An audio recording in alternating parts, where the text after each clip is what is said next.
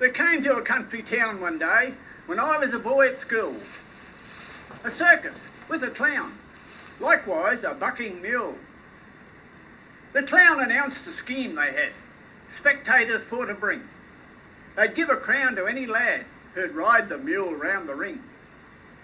Now listeners, don't you think that I'm a fool because bucking stick and plaster off was pastime to this mule. The boys got on him, he bucked like sin and threw them in the dirt. And the clown always got a laugh when he asked them, "Are you hurt?"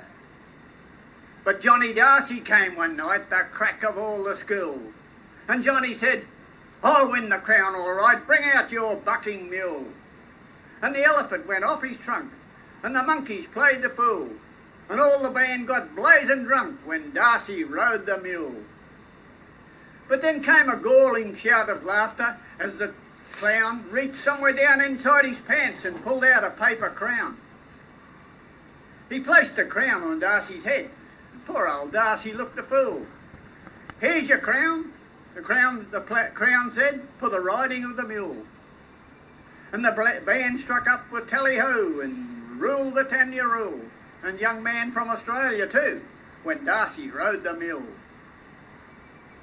But Dacey in a fury sought vengeance on the show. He descended on the monkey's cage and let the monkeys go. That big blue ape and the chimpanzees he set abroad to roam. The people didn't wait around that night, they headed off for home. That big baboon with canine snout, nasty as a rule, the people didn't wait around to see that night when Dacey rode the mule. Now from these creatures that Dacey set free, the old-timers do declare that there was born a race of creatures, part ape, part native bear. There isn't many of them left, their race is almost spent, but you can still see some of them sitting down there in the Parliament. Now when these legislators fight and drink and act the fool, you can blame it on that torrid night when Dacey rode the mule.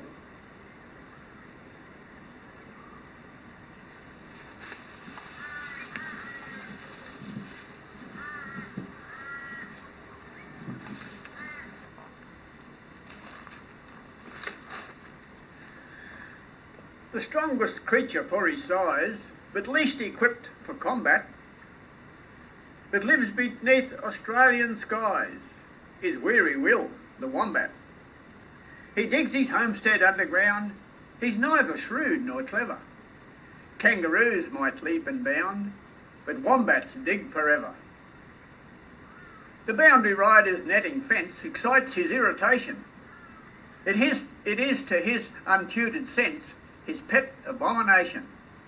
And when to pass it he desires, upon the task he'll centre. He'll dig a hole right underneath the wire, through which the dingoes enter.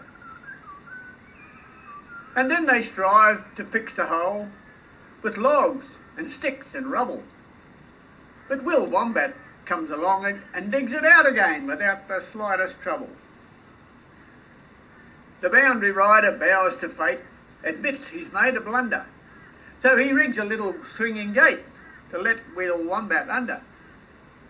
And so now he travels every day between his haunt and burrow. He does the only thing he knows, and he does it very thorough.